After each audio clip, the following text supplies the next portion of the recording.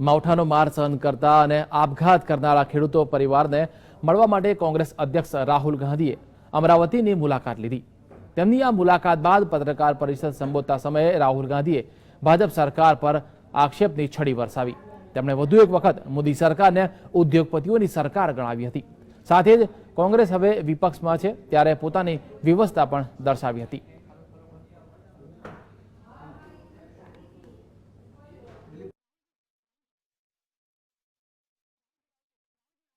दुख होता है, मुश्किल होती है, कष्ट होता है, तो सरकार का रोल उनका हाथ पकड़ने का, उनको कंफर्ट करने का होता है।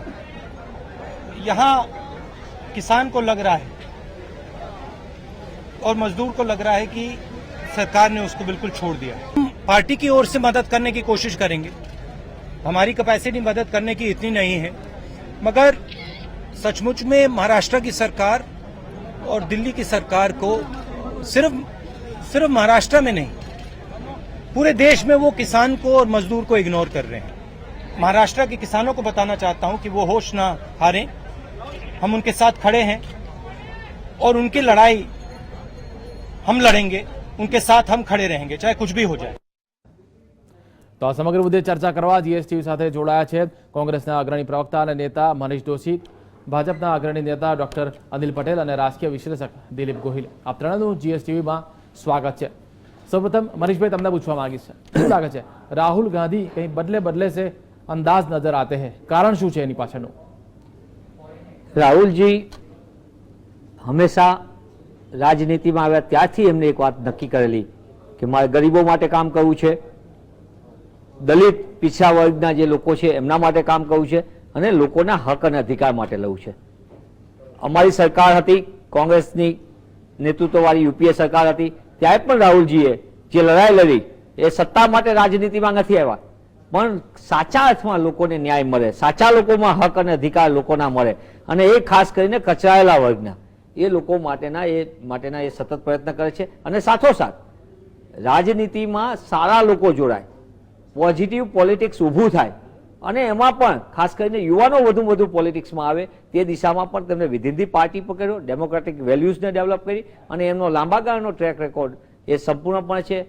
અને મને તો ગૌરવ એટલા માટે જ હું ભારતીય રાષ્ટ્રીય કોંગ્રેસના કાર્યકર્તા પણ છું, પણ સાથોસાથે રાહુલજી એ રીતનું નેતૃત્વ કરવા રહ્યા કે રાજનીતિમાં એક તરફ આજે લોકો હંમેશા એ લોકોનું નેતૃત્વ કરતા હોય છે કે જેમાં તમને નફો અને ફાયદો દેખાતો હોય, જેમાં તમને એવા લોકોનું ઋણ અદા કાર્યક્રમ થતો હોય, એવા લોકો માટે નિર્ણયો થતા હોય, સીમિત લોકો માટેના। ત્યારે રાહુલજી રાજનીતિની એક ફરી ભાષા લઈને આવ્યા છે અને એ છે કે સામાન્ય ગરીબ આ દેશના કચરાયેલા વર્ગો અને કિસાનો માટેની લડત લડવા માટે એ માત્ર અહીંયા કહેવા માટે નહીં કે વિદેશમાં નહીં। રાહુલજી હવે નવી પરિભાષા લઈને આવ્યા છે, એટલે તમે પણ ક્યાંક ને ક્યાંક એવું માનો છો કે રાહુલ ગાંધી 56 દિવસ પછી આવ્યા બાદ રિફ્રેશિંગ મૂડમાં તો છે એવું તમે પણ માનો છો?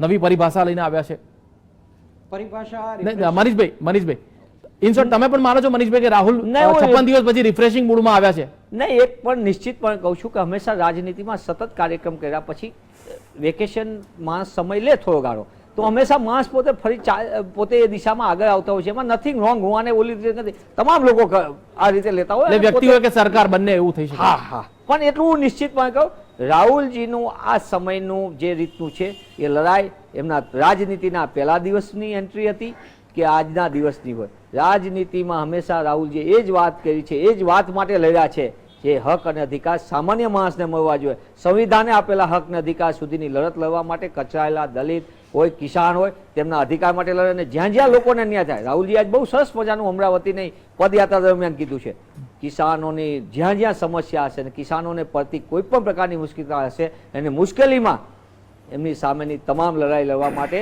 એ માત્ર દિલ્હીથી ખાલી કરી દેશે કે ગુજરાત પણ 56 ની છાતી દેખાવાની વાત હશે કેવી કાંઈ ખાલી ચૂંટણી સભા પૂરતી વાત નથી।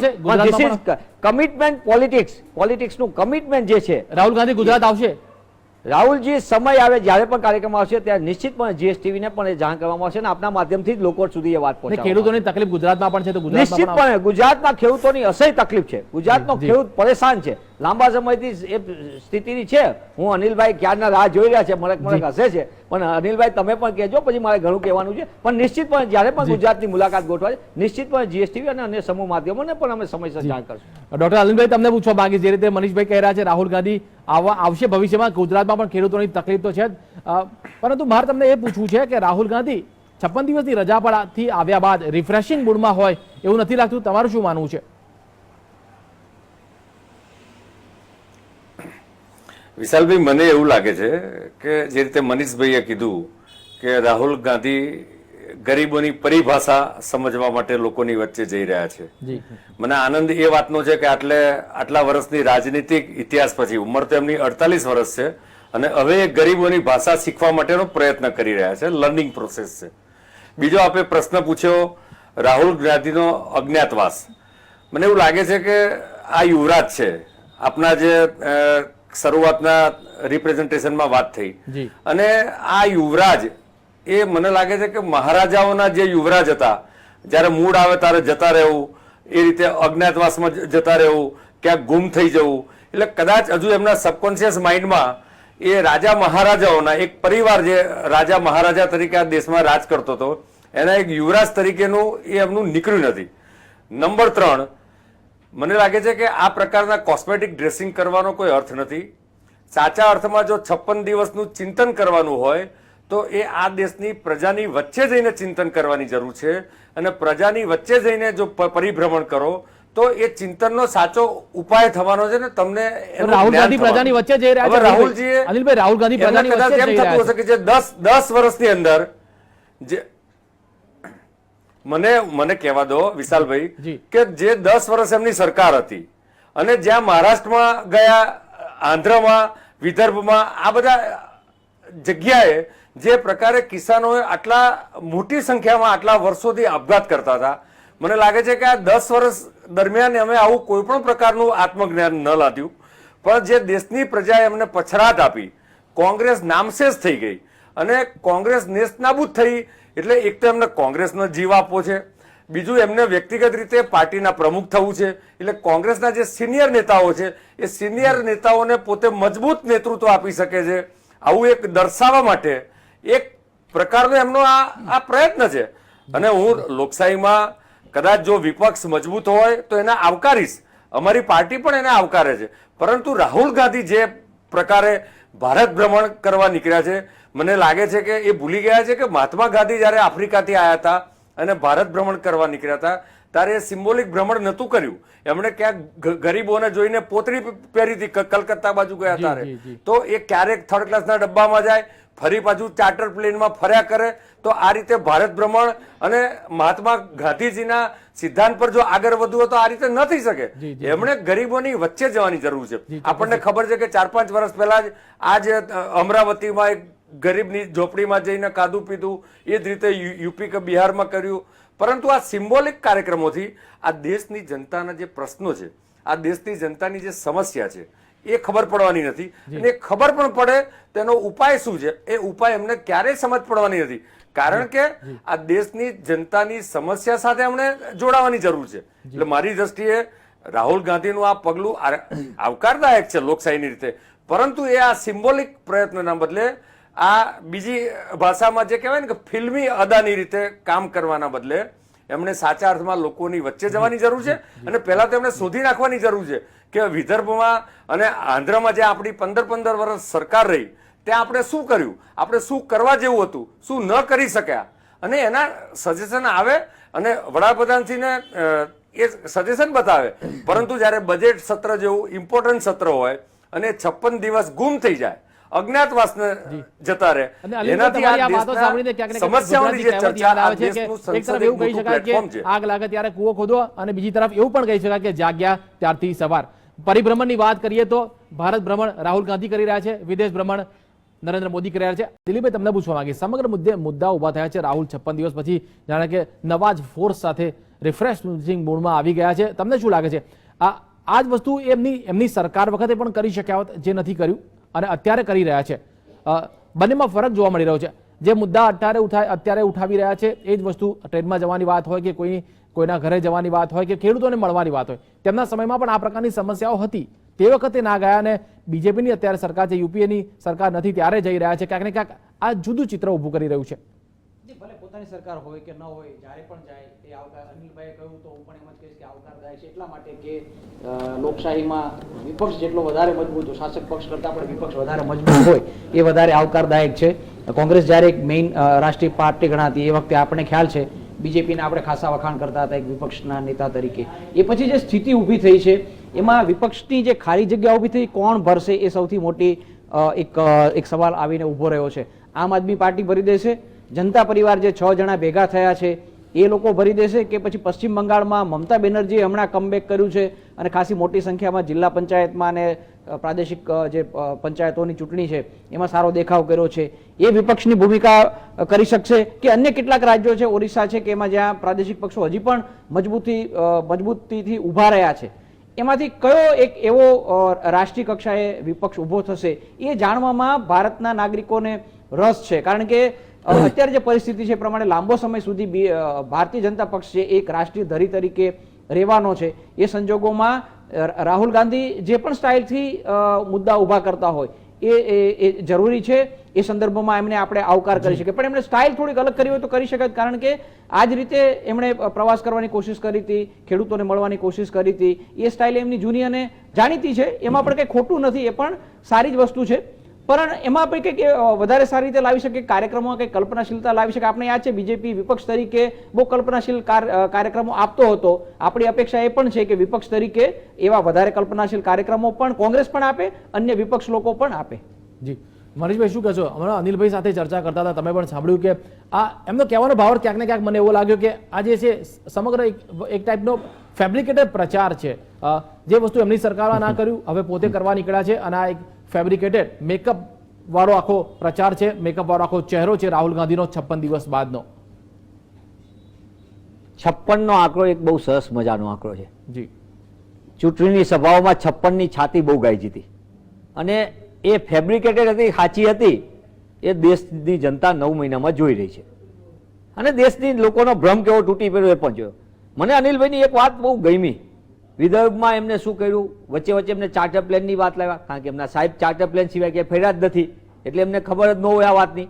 બીજી વાત એમણે કીધું કે આ રીતે કેમ પ્રયત્ન કરે. રાહુલજી આ પહેલી વખત નથી કરતા, અને આ કોઈ ફ્રેમ કે સ્કીમ કે સાહેબ સ્કીમ વાળી બધી યોજના હોય ને એ બધી સાહેબની હોય.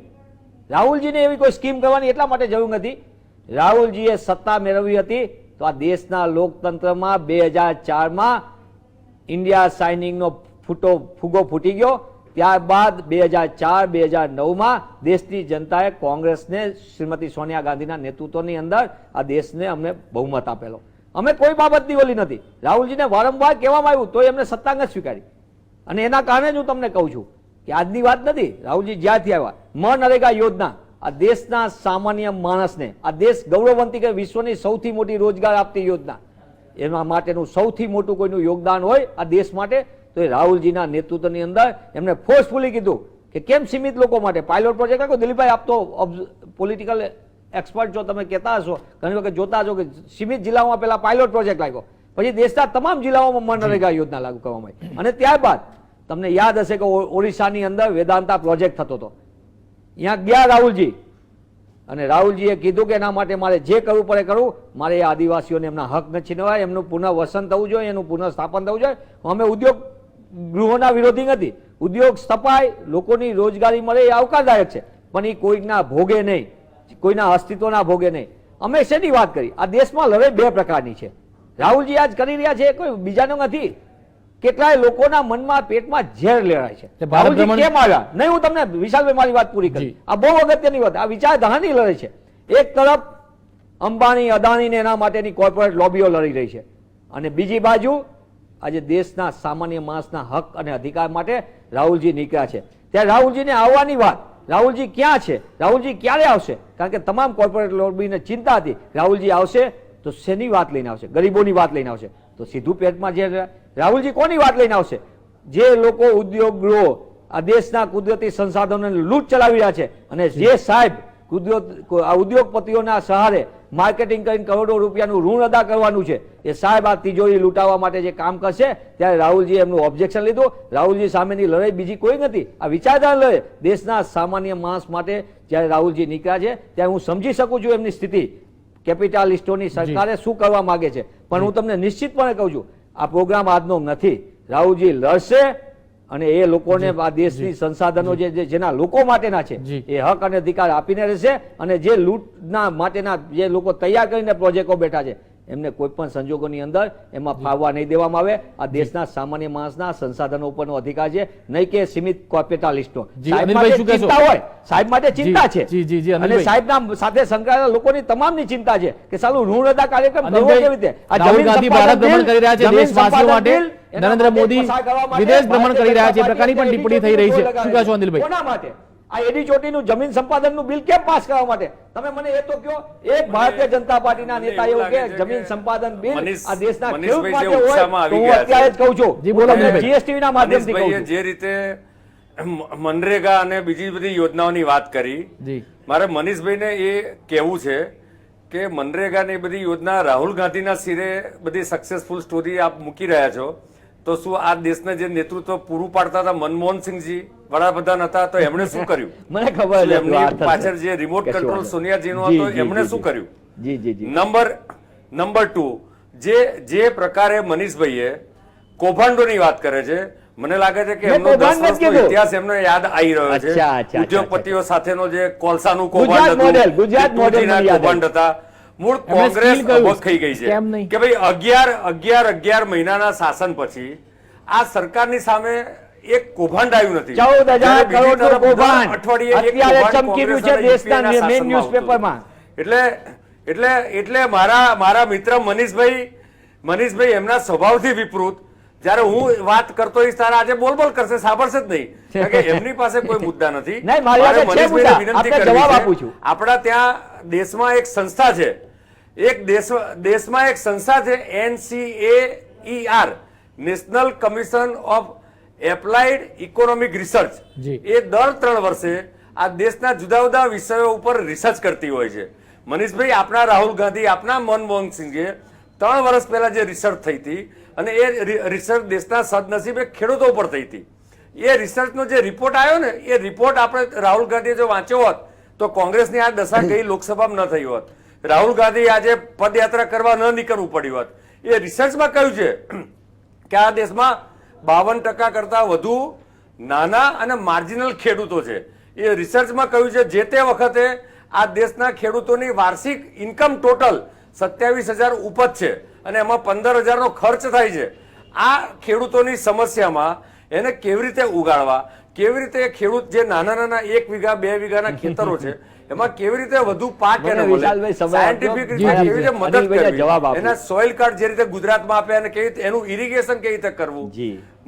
મને લાગે છે જો NCAER નો જો આ સ્ટડી આપની સરકારે કરી લીધો હોત તો ખેડૂતોની આ સમસ્યા આંધ્રની સમસ્યા કે વિદર્ભની સમસ્યા ન ઉભી થઈ હોત. એટલે મને લાગે છે કદાચ જો સાચી વાત રાહુલજીને કદાચ ખબર પડે તો વડાપ્રધાન શ્રી સમક્ષ રજૂઆત કરે, પરંતુ ખેડૂતોને ગેરમાર્ગે દોરીને ખેડૂતોના હિતની જે વાતો આ સરકાર લાવી રહી છે એનો મહેરબાની કરીને વિરોધ ન કરે, કારણ કે દંભી પ્રચાર, ખોટો પ્રચાર એ અલ્ટિમેટલી તો ખુલ્લો પડી જતો હોય.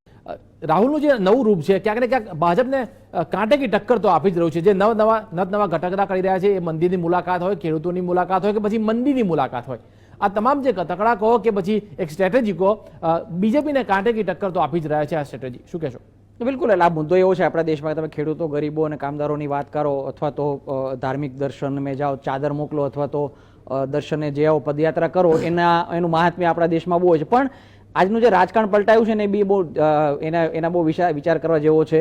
ગરીબ અને ખેડૂત કરતાં આજે મિડલ ક્લાસની મહત્વ વધી ગયું છે વોટિંગ પેટર્નમાં. એટલે અલ્ટિમેટલી તો વાત છે ચૂંટણી જીતવાની ઉપર આવીને ઊભી રહેવાની છે. એને કારણે જે મિડલ ક્લાસ ઊભો થયો ને, મિડલ ક્લાસમાં ખેડૂત મિડલ ક્લાસ પણ આવી જાય છે, કામદાર પણ મિડલ ક્લાસ વાળો આવી જાય છે, અને એમાં જે એક એસ્પિરેશન વેલ્યુ ઊભી થઈ છે, એક એસ્પિરેશન, એક પોતાની લાઈફને ચેન્જ કરવા માટેની જે અપેક્ષા છે, એ અપેક્ષા સંતોષવી રાજકીય પક્ષો માટે બહુ અગત્યની થઈ ગઈ છે. એટલે ખેડૂતનો મુદ્દો ઉઠાવો, ગરીબનો ઉઠાવો, કામદારનો ઉઠાવો કે નાના દુકાનદારનો ઉઠાવો, એ જે પેલી મધ્યમ વર્ગવાળી જે નિયો મિડલ ક્લાસવાળી જે વાત કરી તેની માનસિકતાને બહુ ધ્યાન રાખવી જરૂરી છે. એટલે એ કોંગ્રેસ હોય કે જનતા પરિવાર ભેગો થયો છે કે ઇવન બીજેપી પણ એને જ એડ્રેસ કરી રહી છે. એટલે મુદ્દા બહુ સારા છે, પણ આજે એક નવી પેટર્ન ઊભી છે ને આપણા દેશમાં, એ પણ રાજકીય પક્ષોએ બહુ સમજીને પ્લે કરવા જેવી છે. મનીષભાઈ, જે રીતે અનિલભાઈએ મુદ્દા ઉઠાવ્યા, મનરેગા સહિતની જે પણ યોજના હોય કોંગ્રેસની કે જે પણ પ્રસિદ્ધિ હોય કે જે હોય, એમાં મનમોહન સિંહનું નામ ક્યાંય લેવાતું નથી. સોનિયા ગાંધી પણ બાજુમાં રહે છે. ફક્ત હવે રાહુલને જે પ્રમોટ કરવામાં આવે છે એ મુદ્દો ઉઠાવ્યો છે અનિલભાઈએ, અને ક્યાંક ને ક્યાંક એ મુદ્દો સાચો પણ લાગી રહ્યા છે. પ્રમોટ કરી રહ્યા છે. પ્રમુખ બનાવવાની વાત તો હજી બાજુ છે, પરંતુ પ્રમોટ કરવાનું અત્યારથી શરૂ કરી દેવાયું છે. નિશ્ચિતપણે બે જનરેશન, એક જનરેશન બદલાતી હોય એટલે નવા થતા હોય. અમે કોઈ એવો પ્રશ્ન નથી કરતા કે સાહેબે કેવી રીતે બીજાને હર્ષેલીને કઈ રીતે કર્યું, એ તો ભારતીય જનતા પાર્ટીનો આંતરિક મામલો છે. અમારામાં નિશ્ચિતપણે એક નવું નેતૃત્વ, યુવા નેતૃત્વ તરીકે રાહુલજી અત્યારે અમારા રાષ્ટ્રીય ઉપાધ્યક્ષ છે, અને એ બાબતમાં બીજી કોઈ વાત નથી. રહી વાત, મને તો અનિલભાઈનો એક આનંદ થયો. અનિલભાઈ બહુ સરસ પ્રમાણિકતાથી મિત્ર સારા છે, એટલે મેં કહી દઉં કે દંભી પ્રચારનો ફૂગો ફૂટી જાય. 9 મહિનામાં ફૂટી ગયો, વાત સાચી, સાહેબે બહુ કર્યો હતો ભ્રામક પ્રચાર, અને સાલું 9 મહિનામાં ખબર પડી ગઈ લોકોને, ચલો જવા દો. પણ એમના મંત્રી છે, અનિલભાઈ તો સરસ છે, પણ એમના એક મંત્રી, કેબિનેટ મંત્રી સરસ બોલ્યા, જે એમને સ્વીકાર લીધું, ગડકરીજીએ, કે આ સરકાર ઉપર ભાઈ ખેડૂતો વિશ્વાસ ન રાખતા, ભરોસો ન રાખતા, તમારે તમારી જાતે જ જીવન જીવવાનું છે, આ સરકાર ઉપર ભરોસો ન રાખતા, એવી વાત સત્તાવાર રીતે કીધી ને દેશના તમામ સમૂહ માધ્યમ કીધી. રહી વાત, એમણે કીધું કે ભાઈ કઈ રીતે તમે આ 3 વર્ષ પહેલા આ કર્યું હતું. મારે અનિલભાઈને કહેવું પડશે, અનિલભાઈ, દેશના ખેડૂતો માટે વિશ્વ આખું મંદીમાં સપનાયું હતું, છતાં સ્થિર અને સક્ષમ નેતૃત્વ ડોક્ટર મનમોહન સિંહ, શ્રીમતી સોનિયા ગાંધી અને આ દેશને આપ્યું, અને એના કારણે 2004 થી 14 સુધી તમારી સરકાર, એનડીએની સરકારે જે સ્થિતિનું નિર્માણ કર્યું હતું ઇન્ડિયા શાઇનિંગના નામે, એના કારણે ખેડૂતોની જે સ્થિતિ કથળી હતી, એના કારણે 70,000 કરોડના દેવા માફી કરીને આ દેશનો કિસાન બચી શકે, એની માટેનું કોઈએ કામ કર્યું હતું. ભારતીય રાષ્ટ્રીય કોંગ્રેસે કર્યું હતું, શ્રીમતી સોનિયા ગાંધીના નેતૃત્વમાં, ડોક્ટર મનમોહન સિંહના નેતૃત્વમાં દેશને અમે આપ્યું છે, અને કિસાનો આજે જે ટકી શક્યા છે ને એના માટે. નંબર 2, તમે કીધું કે આ આમ કરવું જોઈએ, તેમ કરવું જોઈએ. સાહેબ, ગુજરાતમાં તો જે સાહેબ અત્યારે દેશમાં 9 મહિનામાં જે દેશને લાભ આપે છે, એમને 13 વર્ષ ગુજરાતમાં જ લાભ આપ્યો. 6.5 લાખ ખેડૂતો, કિસાનો જે રીતે બિચારા વર્ષોથી રાહ જોતા હતા વીજ કનેક્શન વિના, હજી સુધી નથી વધતું. ટાટાને 24 કલાકની અંદર મળી જાય છે. અને બીજી વાત, 20 સેકન્ડમાં કહી દઈશ, 9 મિલિયન એકર ફીટ નર્મદાનું પાણી ગુજરાતના ભાગે આવે છે. આજે એ પાણીમાંથી ભારતીય જનતા પાર્ટીની ગુનાહિત બેદરકારીના કારણે, ઈચ્છા શક્તિના અભાવે પાણી હોવા છતાં ગુજરાતના ખેડૂતોને સિંચાઈનું પાણી નથી મળતું, અને આજે ઉદ્યોગપતિઓ પાણીની બેફામ લૂંટ ચલાવે છે. ઉદ્યોગપતિઓને પાણી મળે છે, ખેડૂતોને પાણી નથી મળતું. જી અનિલભાઈ, બોલો અનિલભાઈ. આ ખેડૂતોનો ગેરમાર્ગે દોરીને જે સિંચાઈની કેનલ નાખવા માટેની જે જમીન જોઈએ છે, એ જમીનમાં ગેરમાર્ગે ના દોરો. વિભાગ હોય આપ તો ભારતીય જનતા પાર્ટીના વખતે નર્મદા વિભાગ છે. એગ્રીકલ્ચર ગ્રોથ દેશનો શેના માટે ખોટું ન બોલો, ખોટું ના બોલો. 1.4% જે ખુલ્લું પડી ગયું છે. ઇકોનોમિક સર્વેમાં ઓફિશિયલ આવી ગયું છે. ભારતીય જનતા પાર્ટીના ખેડૂતોને જવાબદારીથી કહું છું, ગુજરાતની આનંદીબેનની સરકાર હોય કે નરેન્દ્રભાઈની કેન્દ્રની સરકાર હોય, જનતા પાર્ટી જવાબદાર છે. તમે ઉદ્યોગપતિઓને મજા કરાવી, સંસાધનો લૂંટાવા, અને ખેડૂતોની સરકાર છે. મનીષભાઈ, આપ કોંગ્રેસના મીડિયાને કહો